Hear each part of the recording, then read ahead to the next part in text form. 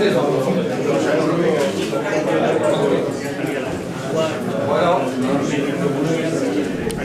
buenas tardes.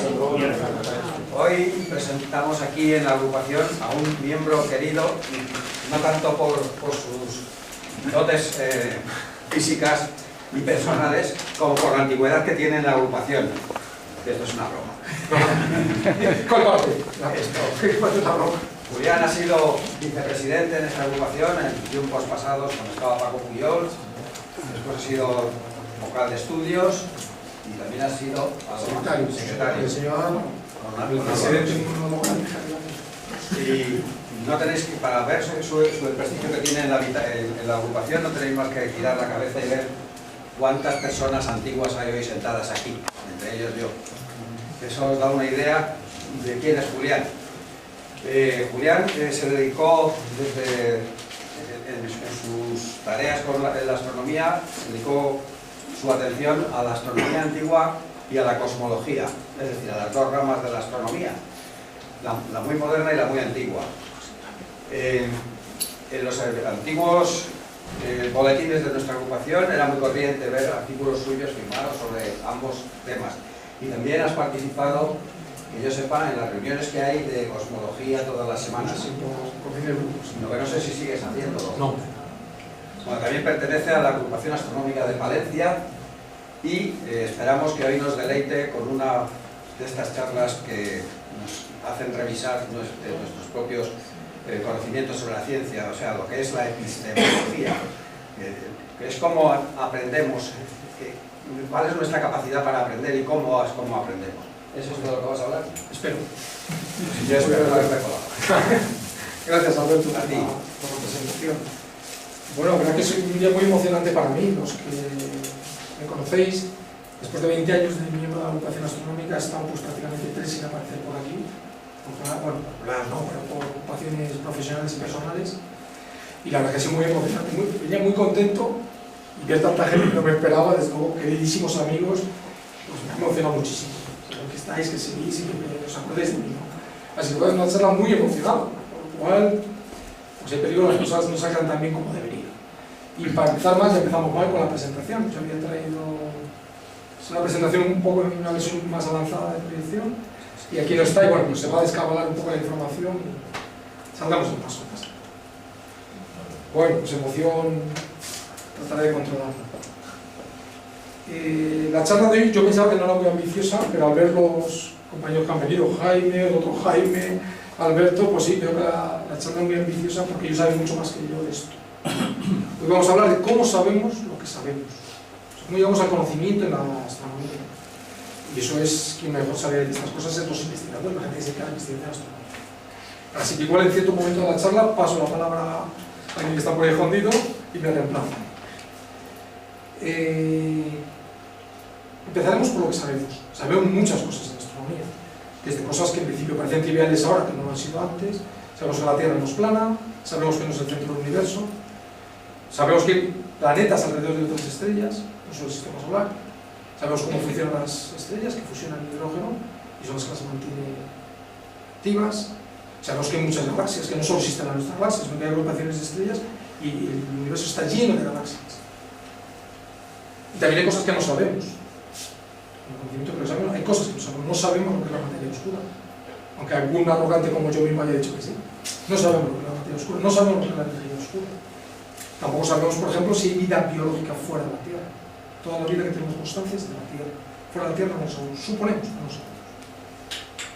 Entonces tenemos cosas que sabemos, cosas que no sabemos y cosas que no sabemos, o sea, que creemos que sabemos, pero que en realidad no sabemos. Contestar es muy difícil. ¿Qué sabemos que no sabemos? ¿A qué sabemos mal? Sería la pregunta, dicho en otras palabras. Claro, es muy difícil contestar.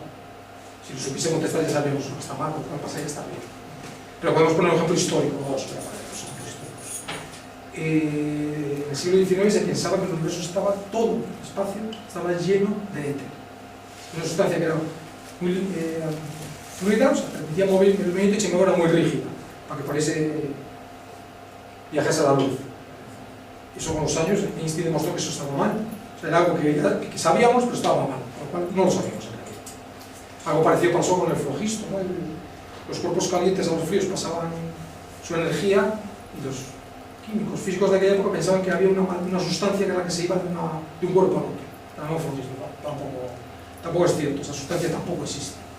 Entonces, hay cosas, en todo momento, el conocimiento científico, que creemos que sabemos, pero que con los años se ve que se sabe.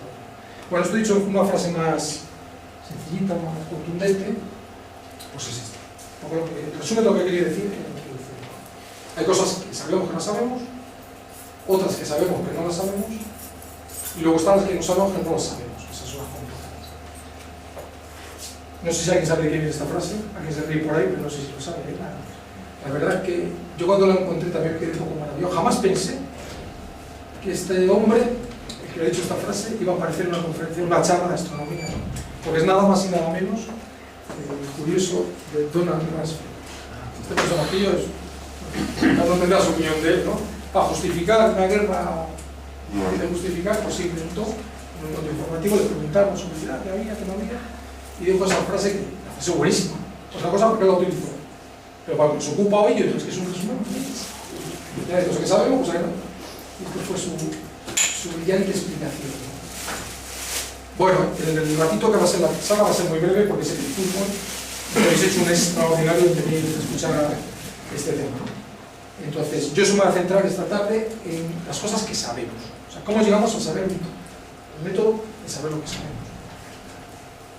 Y hay tres piezas claras, tres pilares de conocimiento. El primer pilar es la curiosidad. Sin curiosidad no sabríamos nada. De hecho, la curiosidad es la que mantiene la profesión astronómica, vuestra curiosidad.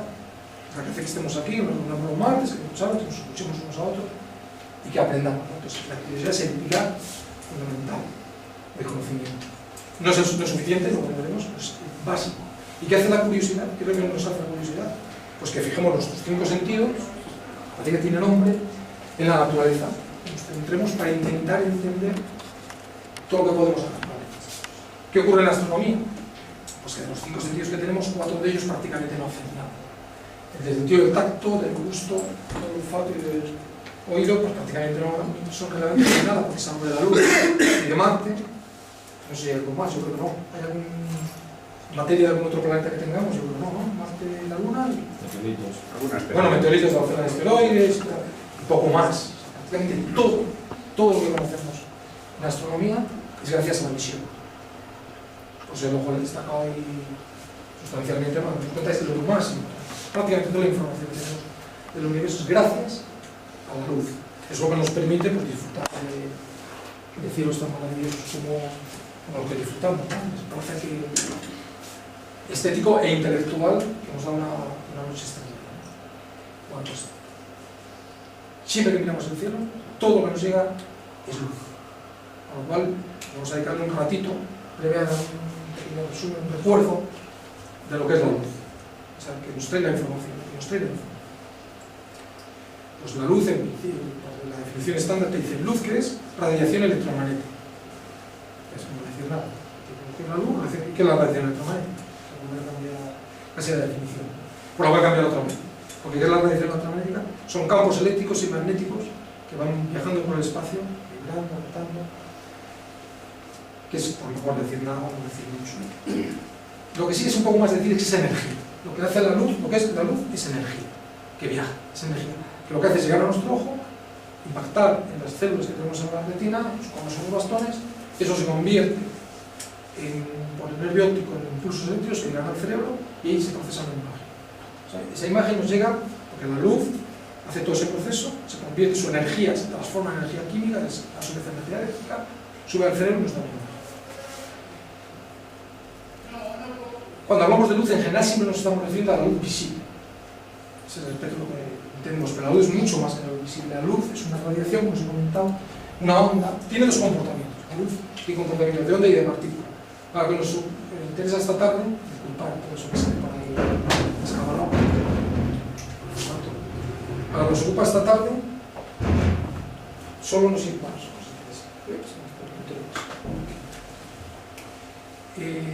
Nos interesan las propiedades ondulatorias de la luz, que es lo que define su energía.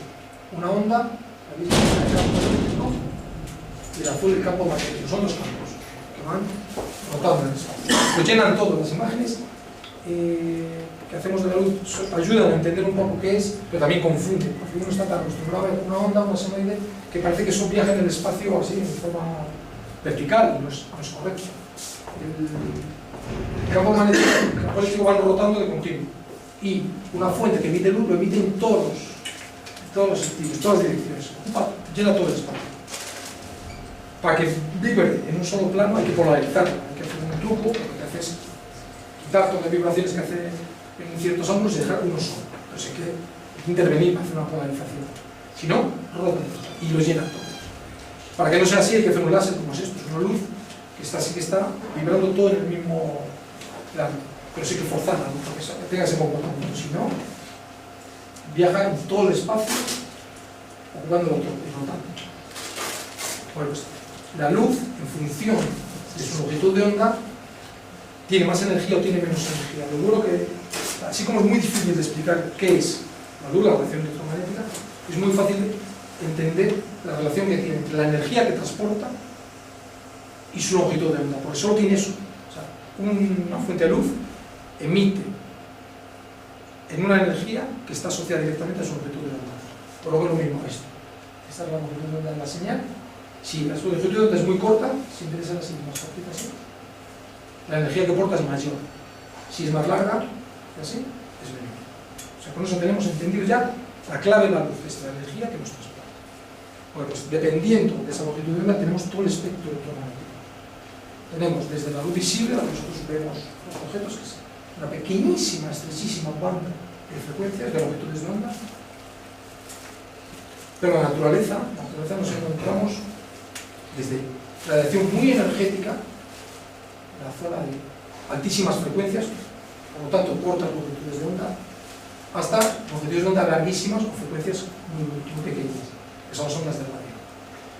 Todo esto, todas estas longitudes de onda, nos llegan desde el espacio exterior. Desde el universo, un cuerpo cuando emite luz, cuando emite radiación, emite en todas las longitudes de onda. Lo hace más en una longitud de onda que en otra, en función de la temperatura, pero emite en todas. Hay una ley que te dice, cuando un cuerpo tiene una temperatura, en qué longitud de onda emite el máximo. De la ley de Planck, podéis ver aquí abajo, ver quizás los de atrás, que os dice, por ejemplo, un cuerpo que esté a 5500 grados Kelvin, su máximo de longitud de onda está aquí.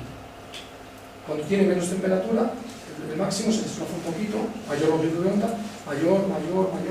Si el cuerpo tuviese, nosotros, si estamos a 36 grados, con la longitud de onda, o sea, que un cuerpo de 36 grados emite en el infrarrojo.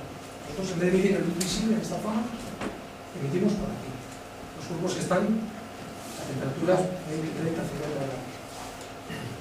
La temperatura es todavía menor, la longitud de onda máxima se va viniendo hacia aquí, hacia el infrarrojo, microondas, a las ondas de radio.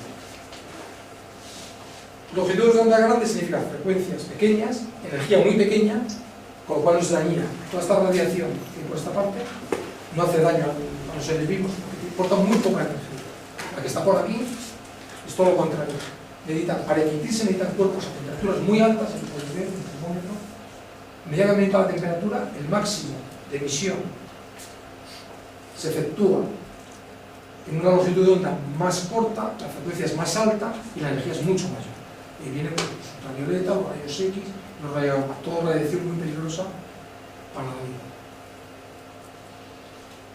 Bueno, pues como nosotros, nuestros ojos, hemos comentado, solo son capaces de captar esta radiación, la zona del espectro visible, que es muy pequeña, una zona muy pequeña, lo que hemos hecho los humanos con nuestra inteligencia es construir aparatos, sensores, detectores, satélites que observan en esas longitudes de onda que nosotros no somos capaces de ver con los ojos directamente. Entonces nos encontramos que hemos puesto en órbita, bueno, estas no están en órbita, son telescopios, a ver las ondas de radio, y luego hemos puesto en órbita porque la radiación, casi toda la radiación se queda bloqueada por la atmósfera, lo cual hay que lanzar estos ojos, son ojos a fin de cuentas, que captan otra luz, en vez de la nuestra, otra. Y hemos abarcado todo el espectro. Bueno, Alberto Marto estuvo trabajando por el IBE, ¿no? No sé, he puesto el IBE por ahí. Sí, está ¿no? El tercero, porque es ese. ¿No? El IBE.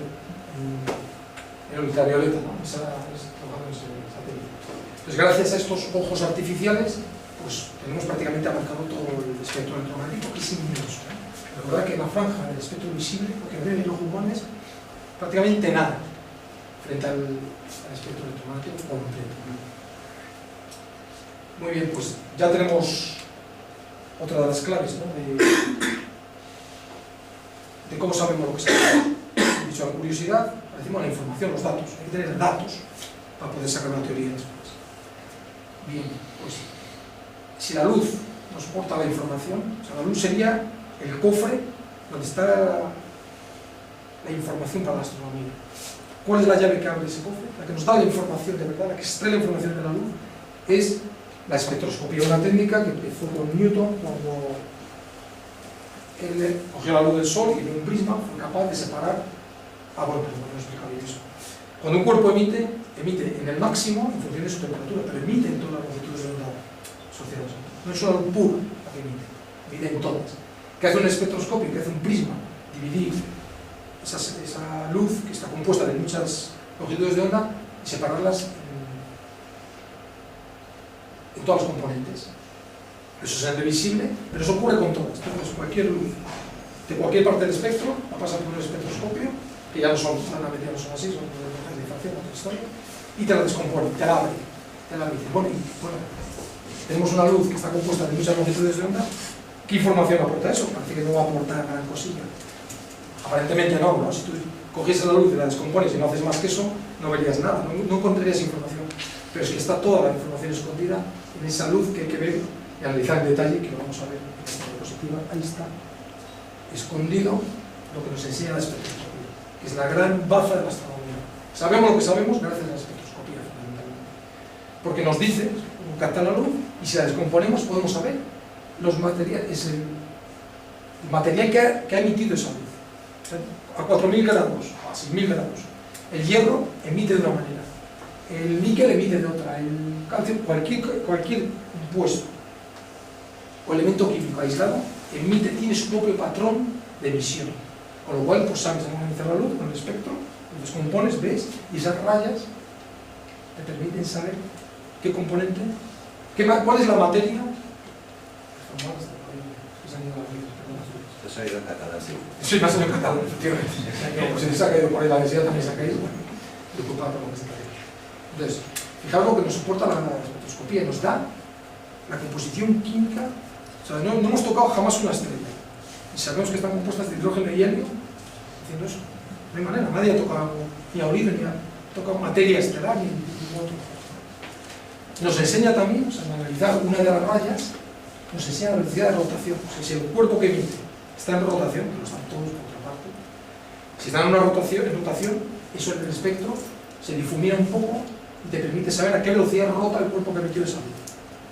Te permite saber si el cuerpo es muy denso o poco denso, el que está emitiendo eso, en función también del espesor de la línea. Esto sería como un cuerpo que tiene menos densidad de materia y más densidad. Nos dice si está produciendo esa luz hay campos magnéticos a su alrededor. Si se producen campos magnéticos, se empiezan a desdoblar las líneas. Y son dobles, se hacen dobles. Eso es, se hacen dobles. Eso indica que hay un campo magnético muy intenso que está desdoblando la luz. Y además nos dice el movimiento lineal. Cuando capta la luz, hace la espectroscopía, mira las rayas, y si esas rayas están desplazadas hacia el rojo, indica que el objeto se aleja de nosotros en la radial, ya lo vemos. Y si se viene hacia el azul, hacia este lado, el objeto se estaría acercando a nosotros. No está mal, ¿eh? La espectroscopía nos ofrece prácticamente nos da todo. Composición, velocidad, densidad, campo magnético. Está todo ahí. O sea que la espectroscopía se merece un monográfico. Yo sé que les ha habido aquí. He habido charlas solo hablando de espectroscopía, porque se lo merece. Una gran herramienta de la astronomía, parte de la especulación mental y otras historias. Bueno, pues muy bien, pues ya tenemos la curiosidad que decíamos al principio, que se necesita para saber lo que sabemos, pero la curiosidad no es suficiente, hay muchísimos animales curiosos, que no tienen ciencia, sin embargo. Por cierto, acabo de ver a Toño Bermedo, mi saludo a todo el mundo menos a ti, me alegro de verte también. Me disculpo al principio de la charla diciendo que me he metido en un tema muy delicado porque yo no he hecho investigación astronómica y veo que por aquí hay gente mucho más capacitada que yo, así que disculpadme cuando meta la pata a partir de ahora.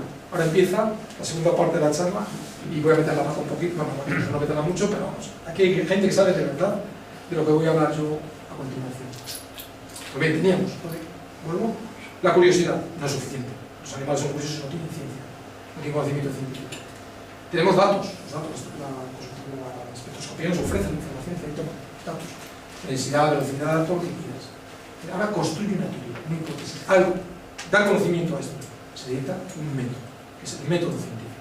Es el que hace, el que convierte la información y la curiosidad en ciencia, en datos. O sea, perdón, en teorías, en algo que nos permite, bueno, se ha escondido por ahí el método científico. Abajo ahí pone científico. Antes de entrar en el método científico un poco por encima, voy a estas dos viñetas, los chistes, resumen lo que no es y lo que sí es la ciencia, el método científico. El primero está un investigador, un profesor, está explicándole a otro una deducción científica en un momento dado de la explicación. Dice que en ese momento ocurre un milagro y entonces se sigue por otro lado. Eso no es ciencia. La ciencia no permite no contestar las preguntas que se hacen. Uno siempre está legitimado a preguntar. Siempre. Y no se puede contestar, nada, eso no importa, que eso ocurre un milagro. No, no. En ciencia no ocurre un milagro, ocurren explicaciones. Pueden estar mal o bien, pero solo hay explicaciones. No hay salto o salvación de este tipo. Y luego, otro apartado muy interesante del método científico es que es legítimo comprobarlo todo. No hay que creerse las cosas. Yo que soy un hombre de mucha fe, y Jaime en cierta charla me dio una lección de humildad, me hablé con tanta... Tú no te acuerdas, pero yo sí. Ah, tú también te acuerdas. Con tanta vehemencia, con tanto convencimiento de cosmología, sobre todo, lo que a mí me ha dicho. No, el convencimiento está bien. Sí, pero con cuidado, porque la ciencia no es sagrada, es cuestionable, siempre es cuestionable, y es bueno que así sea. Entonces, este humilde astrónomo, que podemos ser nosotros, bueno, puede ser Jaime con las barbas y todo, ahí, Jaime, pues han dicho, alguien ha dicho con un radio telescopio tremendo, oye, he visto, no sé qué dice ya, y dice, ¿qué haces tú? Y le pregunta a la mujer, ¿qué haces? Comprobando, ¿no? O sea, comprobando si es cierto lo que dice esta gente. Eso siempre es legítimo. En ciencia siempre se puede seguir comprobando y comprobando y comprobando. Y así no pasamos la vida hasta que se muestre algo que me lo mejora o se confirma la teoría, no pasa nada. O sea, comprobar siempre, bueno, para bien o para mal. Bueno, pues el método científico actual al uso, y ahí ya podría entrar Jaime, este otro Jaime, los que os dedicáis a la investigación científica, hay un método que llaman el método científico 14. Mira, está saliendo bien, ¿vale? Por eso. La ciencia funciona así. Que explica un poco cómo se hace ciencia. En la actualidad, como un investigador, un astrónomo, da igual, ¿eh? El método científico vale para cualquier rama de conocimiento. Nosotros vamos a aplicar ahora un poquito a la astronomía y está, pero vamos, vale para todos, ¿no? Pues son estos 14 pasos, ¿vale? Básicamente 14. Son muchos pasos para nosotros, es que se va a dedicar a la investigación, pues bueno, se lo sabe todo, maneja un poquito todo. Bueno, nosotros vamos a quedar esta tarde solo un poquito a los 6 principales, a las secciones, en vez de a los apartaditos, son apartados, pues vamos a hablar. Vamos a simplificar el método completo en 6 pasitos, que es este. Tenemos datos, tenemos curiosidad, y observando esos datos nos surge una pregunta, nos entra una duda, y eso es bueno. El método científico te dice que realices preguntas, no realices afirmaciones. En vez de demostrar una afirmación, que trates de plantearlo como una pregunta, porque una pregunta te deja muchos campos abiertos, muchas posibilidades, mientras que si tú afirmas algo, voy a demostrar que esto es así, te cierras completamente el camino. Sócrates. Claro, Sócrates preguntaba, por eso descubría. Si tú afirmas, tú mismo, tu propia afirmación te bloquea, ya te lleva, ocurre lo que llama la falacia del francotirador, que es que encuentras justificaciones para lo que quieres demostrar. O sea, al final te demuestras a ti mismo. Entonces, el método científico te dice, no, haga usted preguntas. Pregúntese, haz una pregunta. Luego hay que hacer una relación a fondo por lo que se sabe actualmente antes de proponer una hipótesis. A ver si yo creo que he descubierto algo muy importante que no encaja en las teorías actuales y resulta que entra un poco en el detalle y está bien explicado lo que se sabe. O sea, no hay que inventar teorías por inventarlas. Hay que asegurarse bien de que eso no tiene una explicación de lo que conocemos. Si es así, es que estoy viendo que estos datos no encajan, pues yo estoy en una hipótesis y es legítimo, no pasa nada. Y es legítimo equivocarse. Como te dice todo el mundo, dice, vamos, se puede dar por satisfecho el científico que a lo largo de toda su vida profesional es capaz de encontrar una teoría que la mantenga, o sea, que no se la destruya, que quede para siempre. Son los 4 selectos que todos tenemos en mente. En general, la hipótesis que uno propone, pues no hace aguas por todos lados. Porque hay ideas muy brillantes, ideas muy buenas, datos muy buenos, pero que conducen a confusiones y errores. Porque la ciencia, a fin de cuentas, está intentando indagar, se enfrenta a lo desconocido. Lo desconocido te sorprende a los europeos.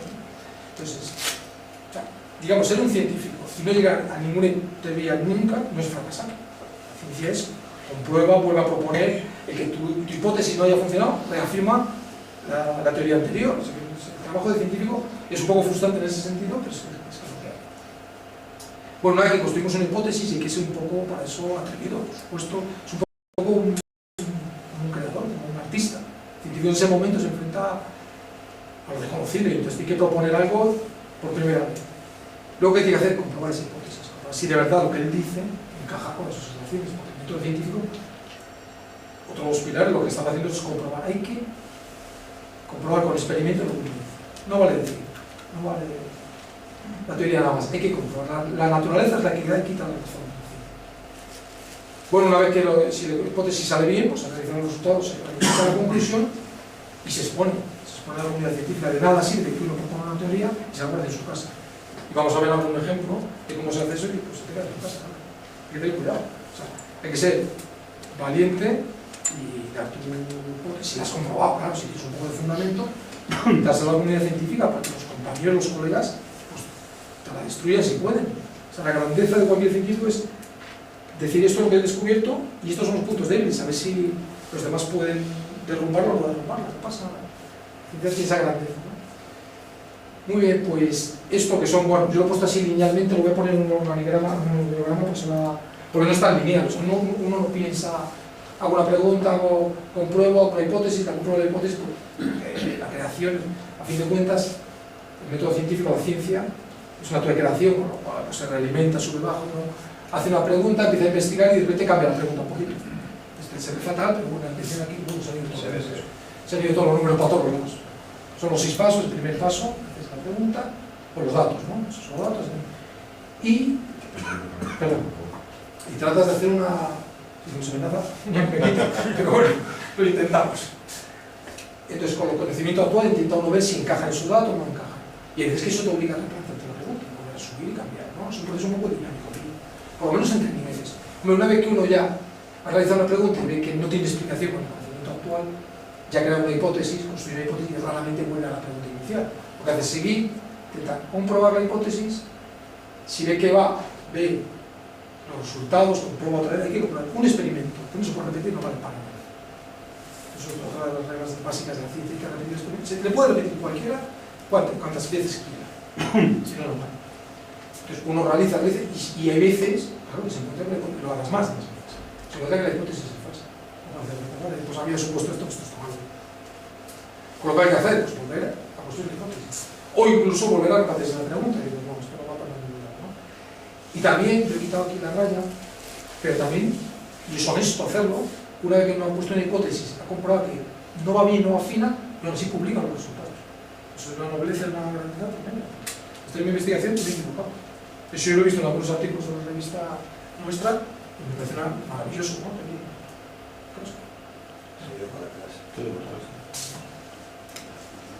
Bueno, no se pueden también, ¿no? Por supuesto, las investigaciones que conducen a contradicciones o que te equivocan. Y si la hipótesis es cierta, pues nada, se realiza un informe, se publica en revistas especializadas, no se trata de que el resto de científicos puedan comprobarlo, corroborarlo y... Muy bien, pues con este método, 6 pasos básicos, ¿no? Ya os digo que hay 14 pasos, lo resumimos en 6 nada más. Vamos a ver 3 ejemplos de la astronomía. 3 ejemplos que se hablan de la astronomía. El primero, y yo creo que por méritos propios, se lo merece quien se lo merece. ¿Quién se merece el mérito? Galileo. Porque fue lo que ha pasado a la historia como el primer investigador que aplicó el método científico moderno. Hago una afirmación, hago un experimento, tengo una prueba. No hay una autoridad moral como en Aristóteles de aquella. ¿No? Si Aristóteles ha dicho que esto es así, esto es así. No hay cuestión. Ni lo comprueba, que es más asombroso. Bueno, Alberto, ahora vamos a verlo aquí. Y sabe de Grecia más que yo, mucho más que yo. Es cierto, en el conocimiento urbano, que Aristóteles decía que las moscas que tenían 4 patas o algo así. Eso se dice, no sé, cierto. Hay una estatua griega que lo demuestra, se llama la Venus Polymastos, que quiere decir la que tiene muchas tetas. Si la buscáis en internet o en algún sitio, pues en la falda de esta estatua hay una mosca con 4 patas. Los biólogos o los zoólogos de todos los tiempos están hartos de ver las moscas, pero como Aristóteles había dicho que tenían 4. Que en realidad son 6, ¿no? Son 6. Son 6. Me lo ha contado gracias. Perfecto, esa es la anécdota, esa es la caso. Todo el mundo en este caso es palabra que no se puede cuestionar y siempre está equivocada. Eso no existe. La autoridad de una persona no existe. Ni las Sagradas Escrituras, da igual lo que un libro diga, uno puede comprobar. Volvemos al que estaba comprobando con el pequeño telescopio, lo que decía Rey. No, es legítimo comprobar. Pues Galileo pasa a la historia como el hombre que aplicó el método moderno científico, Él lo aplicó en muchos casos, porque Galileo es lo grande, tenía que tener un monumento. Pues uno de los más emblemáticos fue, en aquella época estaba la polémica de si el mundo era geocéntrico o no era geocéntrico, si la Tierra era el centro del universo o no era el centro del universo. Ya Copérnico había dicho que bueno, había mucha polémica, ¿no? Pues esa era una pregunta, el sitio está aquí. Dijo, ¿la Tierra es el centro del universo? Se lo preguntó, porque si la afirmas, dices, no sé, una afirmación sería, Júpiter es el centro del universo. Hay que buscar pruebas, o sea, luego sería buscar pruebas de que Júpiter eso es así.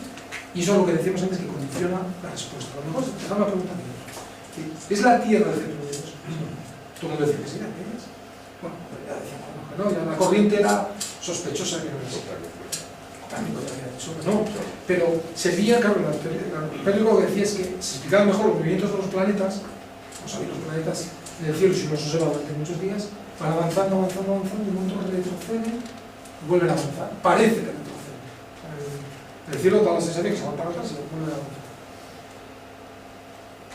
Eso, explicar eso en un sistema donde la Tierra era el centro del universo, exigía que los planetas tuviesen un epiciclo, una circunferencia, o sea, que a la vez que giraban, alrededor de la Tierra giraban una órbita en ellos mismos, ¿no? Para explicar ese movimiento tan raro que hacían en el cielo.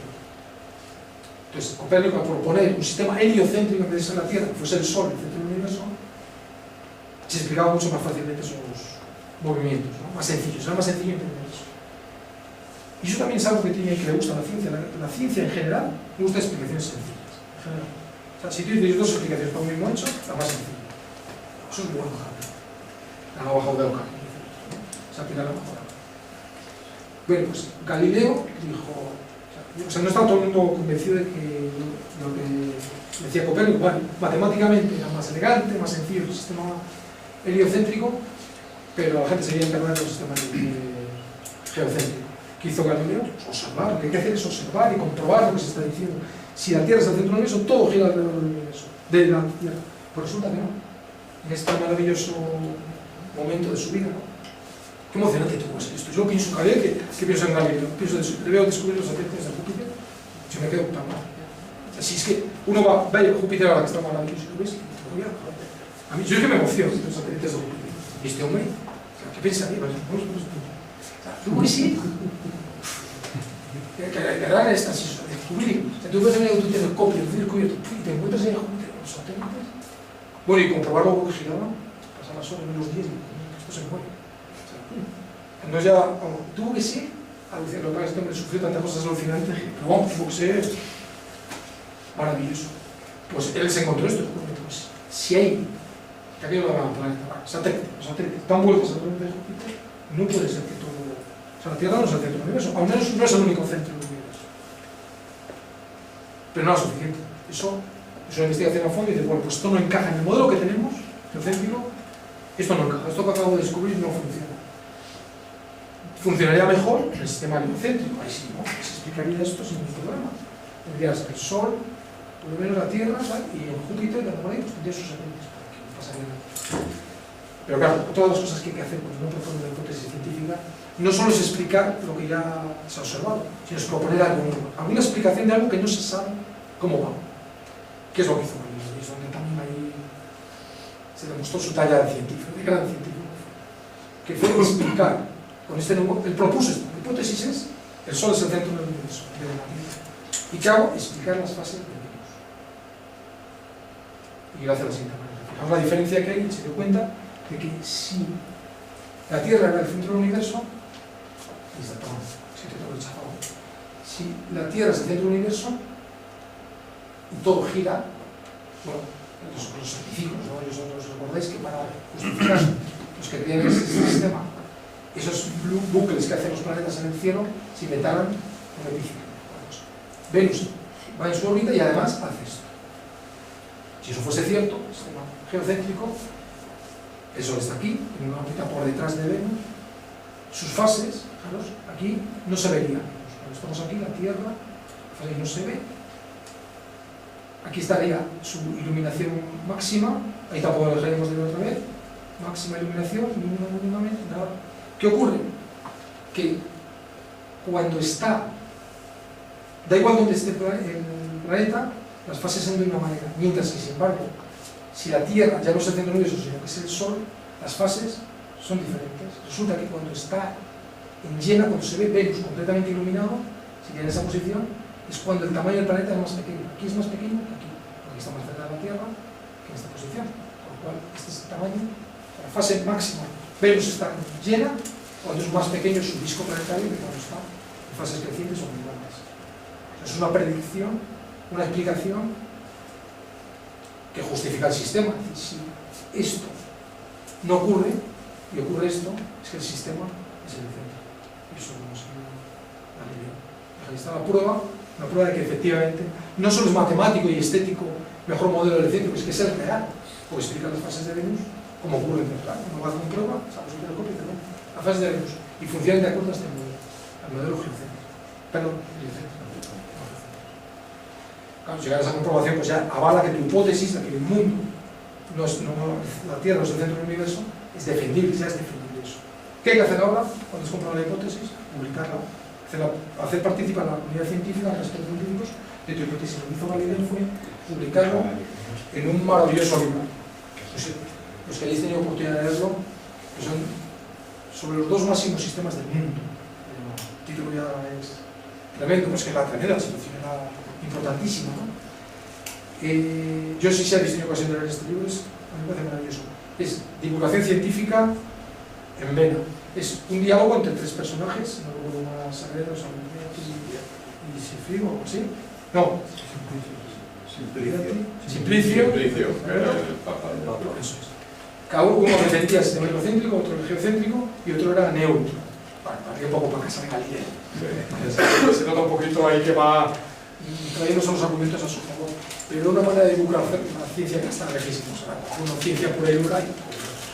Este libro expuso su hipótesis, su modelo heliocéntrico, es una gozada, un placer. No para todo el mundo, como sabéis, la Santa Inquisición no les hizo tanta gracia la lectura y tuvo en sus bases un medio Galileo, pero bueno, eso ya no forma parte de la razón, sino de la sin razón, y no vamos a entrar esta tarde en ello, ¿no? Bueno, dejamos a Galileo y una demostración del método científico intachable. Busco una aplicación, no la encuentro, propongo una hipótesis, avanzo algo nuevo, explica algo que nadie conocía y la publico. Que nos dure tu memoria, ¿no? Bueno, vamos a poner un ejemplo también bueno, pero con un poco de mezcla, con éxito y fracaso. Nos vamos a ir del siglo XVI, vamos al XIX con Anna Sileverrier. Esto es todo, un matemático y un astrónomo. En aquella época de... ¿Perdóname? Solo descubrir el lugar. Sí, Neptuno. Como dice Alberto, ahí estaba en esa época, en el siglo XIX, no se entendía bien, había una pregunta, había una duda, no se entendía bien por qué Urano no seguía una órbita de las que predicen las leyes de Kepler y de Newton. Resulta que la órbita de Urano se me ha desaparecido. Está ahí abajo. ¿La veis? Sí, la veo. ¿Eso no? ¿Pero veis la otra trayectoria? No. Bueno, pero me sirve mejor todavía. No sé qué pasará con tener electrones también. Bueno, esta es la órbita que debería de seguir Urano, si son las leyes de Kepler, las leyes de Newton, que sospechaba de aquellas, ¿no?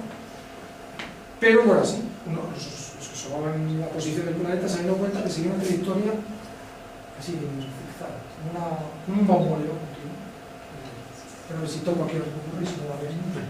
Me da miedo, porque si no me manchado, no pasa nada. O sea, la órbita de Urano no es estable. Ellos sabían, las observaciones demostraban que no cumplía las leyes de Kepler ni las de Newton, ¿no? La gravitación universal. Estaba Saturno y Júpiter, que tiraban del planeta y provocaban pequeños balanceos del planeta, de su órbita, para distorsionar un poquito, pero la distorsión que tenía tan grande no la explicaban las leyes de Newton. Uno puede aventurar una hipótesis, que a todo pasa muy fácil decirlo, ¿no ves? Hay otro planeta ya, es muy fácil decirlo ahora, pero aquellas no lo era, ni mucho menos. Podría ser, por ejemplo, que las leyes de Kepler y de Newton no funcionasen a distancias muy lejanas, por ejemplo. Son cosas plausibles. Las leyes de Kepler, en el sistema planetario, el Sol, las órbitas de los planetas son elipses, el Sol pone unos focos, el planeta otro. Ya os digo que Urano no cumplía eso, no hacía esta trayectoria elíptica perfecta. Ni respetaba, o sea, aparentemente uno aplicaba la ley de Newton, la ley de la gravitación universal, la atracción que sufría por Saturno, Júpiter y el propio planeta, y no salía, no cuadraba los puntos. Siguieron haciendo investigaciones hasta probarlo, porque podía ser que fallase las leyes de Newton, o sea, de Kepler. Que hubiese recibido un impacto, por ejemplo, en el planeta, si el planeta hubiese recibido un impacto en un cometa, hubiese desviado la trayectoria, pues es una explicación posible. O que tuviese una luna, por ejemplo, a su alrededor, que le distorsionaba, que cambiaba la posición y no se hubiese observado nunca. Bien, esas tres posibilidades. Ellos aventuraron otra posibilidad, que es que un planeta más más exterior a Urano fuese el que provocaba esas distorsiones. Pues proponer este hipótesis, un planeta por detrás, ¿sabéis? Esto. Miremos Urano y que haya un planeta por detrás que sea el que provoca que la órbita, en vez de ser así de elegante, vaya sufriendo. Bueno, esa hipótesis lo que hace es calcular. Escogieron desde Newton y Kepler. Si esto es cierto, si hay un planeta aquí, ¿qué masa tiene que tener y dónde tiene que estar para que Urano viaje como que no tenga esa órbita? ¿Perdón? Urano. Bueno, pues se hicieron los cálculos, teníamos a Adams, que era un matemático, hizo los cálculos y él los dejó. Error. Bueno, no los dejó, no verdad de todo. Los calculó la posición donde él calculaba que debía estar ese hipotético planeta. Se lo hizo llegar a un amigo astrónomo, pero el amigo astrónomo ya estaba liado en algo por ahí, había fútbol también ese día. Y el hombre no se aplicó mucho, mientras que Le Verrier, el francés, porque estamos hablando, esto también es curioso, es curioso en el buen sentido para que veáis cómo la ciencia ya en el siglo XIX era mundial. Interviene en este descubrimiento, interviene Adams, inglés, Le Verrier, francés. Ahora, Le Verrier le comunica a Gale, un alemán que estaba en el observatorio de Berlín, le da las coordenadas, le dice: he hecho estos cálculos, tengo una hipótesis, que es que exista un planeta, que exista ese planeta, y si es cierto debería estar en esta posición, en la constelación de Acuario. Coge Gale, coge el telescopio, este hombre, y se encuentra, pues esta me parece esta la posición predicha por Le Verrier, y esta es la posición donde lo encontró John Gale. Está mal de todo. Depende como lo mide uno, también la ciencia es muy exigente, ¿eh? A mí me maravilla los investigadores porque dicen: oye, pues este pequeño error al investigador rascado hasta el final, por rato, ¿no? Esto es aproximadamente un grado de diferencia. Un grado de diferencia es el doble de la luna llena. Bueno, no mucho error, pero prefiero muy grande, ¿no? Bien, pues con esto se dio por sentado que efectivamente ese planeta, qué curiosidad, en Galileo, esto chazo de charla. Galileo ya lo había visto, no sé si lo sabéis, Galileo con el telescopio ya había visto Neptuno, pero no sabía que había visto Neptuno. Lo había pasado por allí, había dejado un campo estelar y le había dejado reflejado, pero no sabía que era Neptuno. Bueno, pues con esta comprobación, que prácticamente encajaba a la perfección, se demostró que había un planeta ahí. Recibió el nombre de Neptuno y luego el Hubble nos ha enviado, bueno, que sí existe, una maravilla de planetas, ¿no? Con anillos y todo. Bueno, eso es un modelo de como un investigador hace unos cálculos, otro le echa una mano a la investigación, y aquí hay otra anécdota más. Falta algo de publicarlo, esto hay que hacerlo público. Lo hizo un becario, bueno, un estudiante de doctorado estadounidense. Johann Gale tenía un estudiante suyo, este hombre de James Gould.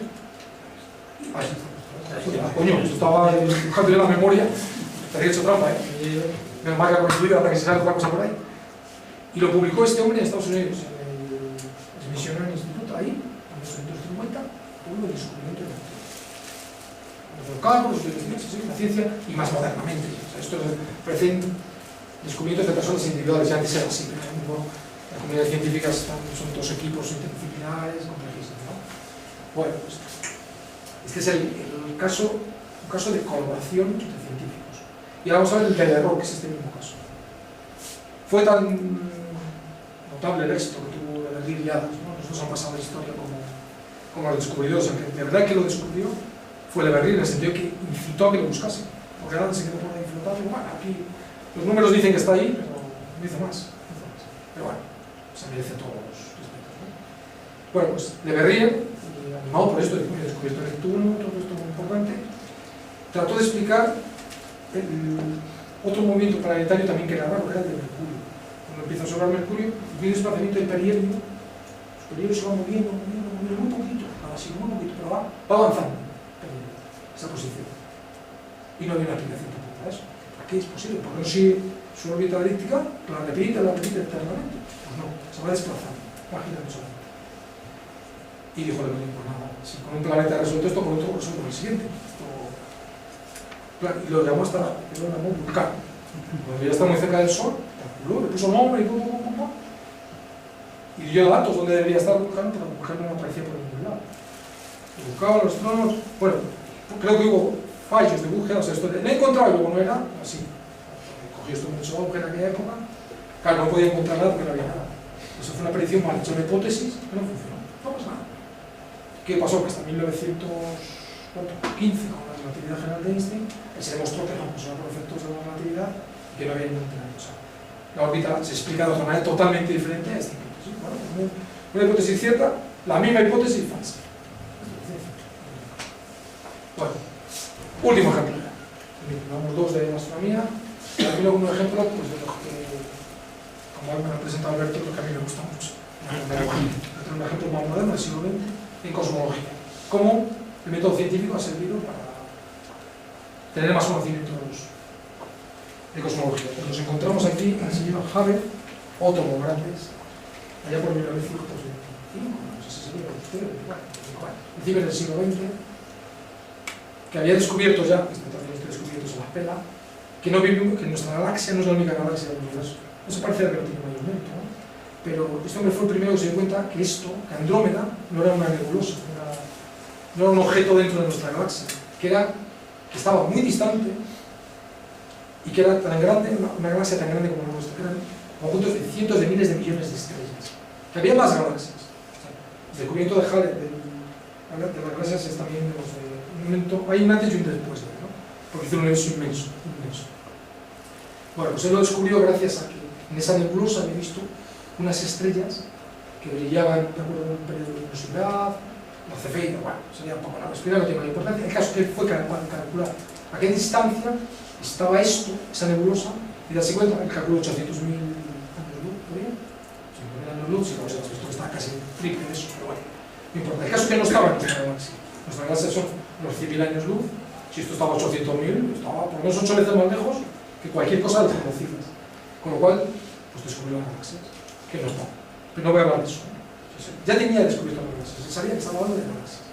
Y lo que hizo fue con la espectroscopía que hemos hablado antes, empezar a analizar su luz, a ver si le daba información de lo que hacía. Y empezó a analizar la luz. Y se hizo la siguiente pregunta. Él dice, si yo cada vez que analizo la luz, hago el espectro de luz de una galaxia que voy descubriendo, notaba que siempre salía desplazado del rojo. Pero las longitudes de esa luz que la analizaba se iban a hacer. No siempre, había algunos casos de azul particulares en las galaxias cercanas, pero prácticamente todas, sobre todo las lejanas, se desplazaban todas hacia abajo, todas las galaxias. Y si te la pregunta, ¿cómo es posible que todas las galaxias se alejen de nosotros? ¿Qué explicación tiene que todas las galaxias se alejen? Y yo no la contesto. Él siguió investigando, intentó ver si era cierto así, que de verdad, cada luz que cogía de una galaxia, su movimiento, o sea, su espectro se desplazaba hacia el rojo, y que cuanto más lejos estaba, es un punto representativo de la galaxia, cuanto más lejos estaba esa galaxia, mayor era su movimiento al rojo, mayor era su velocidad de alejamiento. Sacó una ley de Hubble que te dice, parece, ¿no? Aquí los datos, parece una relación directa. A mayor distancia, mayor velocidad de alejamiento. Pero él no, o sea, hay que construir una hipótesis. ¿Cómo explico esto? ¿Cómo explico? Os lo he dicho, en aquella época se pensaba que el universo era estático, que todo estaba quietecito. La galaxia con la historia estaba en su sitio colocada. Y de repente, Hubble se da cuenta de que esto es así.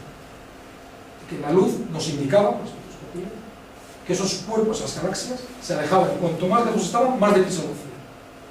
Claro, ¿cómo explicamos eso? Pues él no hizo la hipótesis, la hizo George Lemaitre, propuso lo siguiente. Esta es la hipótesis.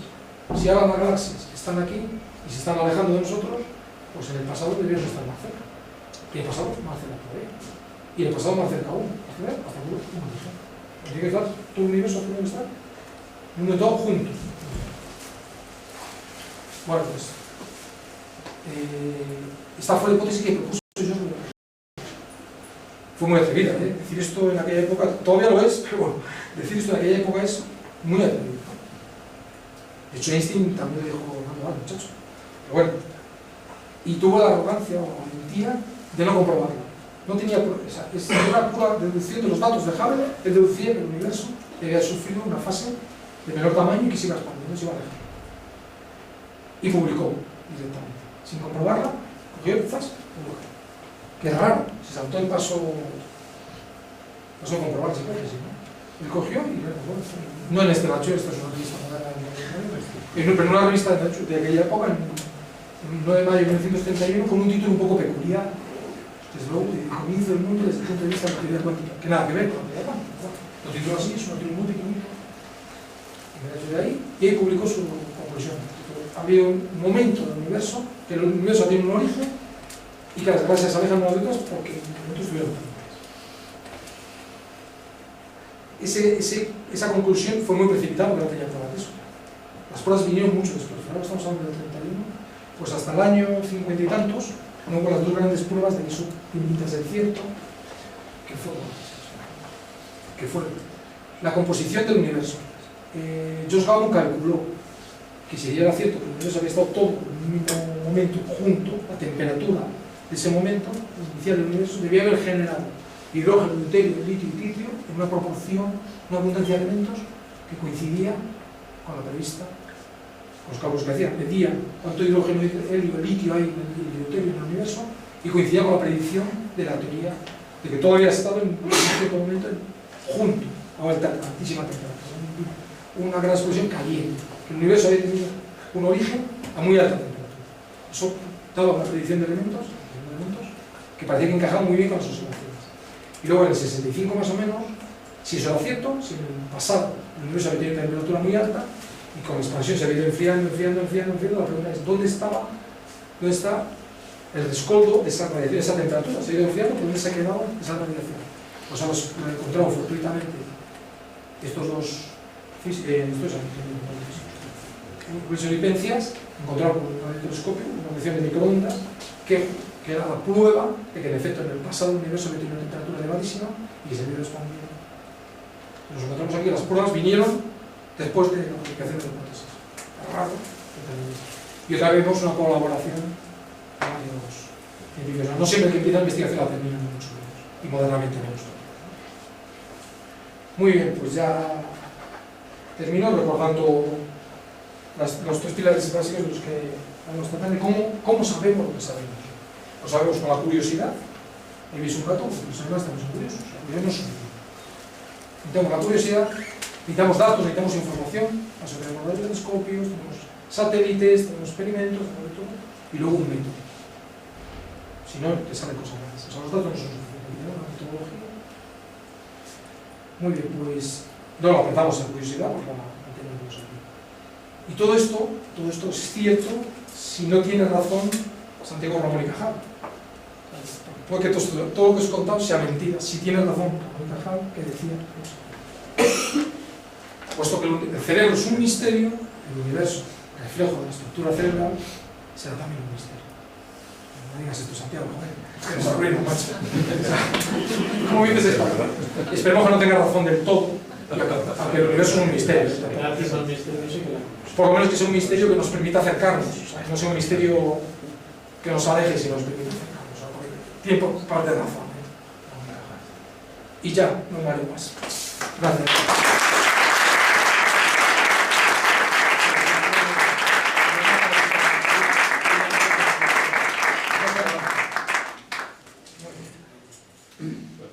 ¿Algún comentario? No, pero lo único que te lo voy a comentar, es que me ha extrañado mucho que cuando has hablado de quién fue el primer científico, te olvidaras de alguien muy querido por ti, que era Aristarco. Es que he dicho moderno, cuidado ahí, que es Alberto sabe mi amor por la Grecia clásica, ¿no? Es que Porque le digo, sí. le hice un trabajito sobre Aristarco en la Astronomía y que debes mencionar ahora. Es que debería. Es que yo sé por qué siempre dicen que el método científico moderno. Siempre ponen que empezó con Galileo, siempre moderno. Pero el método científico lo hicieron los griegos, ¿no? Clarísimamente, no lo sabemos los griegos. Julián, ya que has explicado también el método científico, ¿no crees tú que precisamente en el tema de la materia oscura es porque no se ha aplicado el método científico para decir que existe la materia oscura? Porque la observación nos dice que no se mueven las estrellas en las galaxias y las galaxias en los cúmulos de galaxias, con lo que se obtiene de aplicar la ley de Newton. Entonces, como se ve que van a otra velocidad, pues dice, debe haber algo que hace que vayan a esa velocidad. Me invento la materia oscura. En lugar de modificar el modelo, que es el de Newton, para que se cumpla, porque el método científico lo has explicado perfectamente. Tú estableces un modelo, haces unas observaciones, y no casan, vas modificando el modelo para que case con las observaciones. En el caso de la materia oscura, invento otra materia oscura que no soy capaz ni de ver ni de detectar de ninguna manera, porque veo unos efectos que no sé explicar con el modelo, y en lugar de modificar el modelo, pues lo invento. Afortunadamente está el grupo que sigue la ley de modificación de la ley de Newton,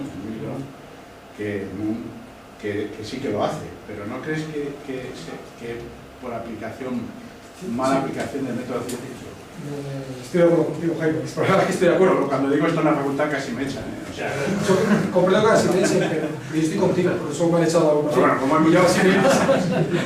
mucha gente ahora que está trabajando en eso... Estoy totalmente de acuerdo contigo, Jaime. De hecho, yo no sé si es porque yo me estoy haciendo viejo y no quiero aceptar ideas nuevas, o porque me chirría, la materia oscura me chirría. De hecho, cuando he puesto el ejemplo, he dicho, hay cosas que no sabemos, que creemos que sabemos, pero no sabemos. He puesto el ejemplo a mala leche del éter que había en el siglo XIX. Porque yo creo que a la materia oscura va a pasar lo mismo. Un día va a decir, ¿qué es esto? Fuera. Porque hemos llenado el universo de algo que no conocemos. Y eso es anticientífico total. ¿Qué es la materia oscura? Nadie sabe. Entonces no lo diga. O sea, no sabemos por qué las galaxias rotan de esa manera. No lo sabemos ya. Pero si inventó una aplicación que luego tiene que ser más líos. Yo estoy contigo. También me piensa eso. Y bueno, no sé Ismael.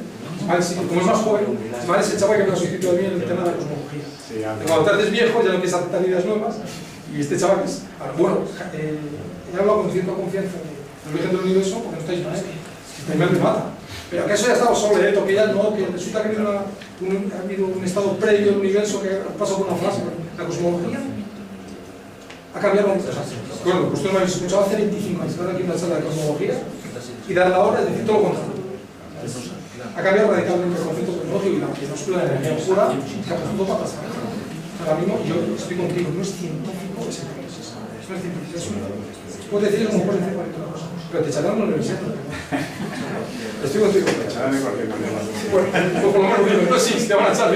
Porque lo que has dicho es que es verdad que a medida que vas estudiando, lo único que vas acumulando es desconocimiento. Sí. Yo cada vez, cuando más veo, cada vez veo ese menos. O sea, entonces, cuando estudias algo y ves que el desconocimiento que acumulas es mayor todavía. Y de lo poco que sabías, empiezas a dudar. Claro.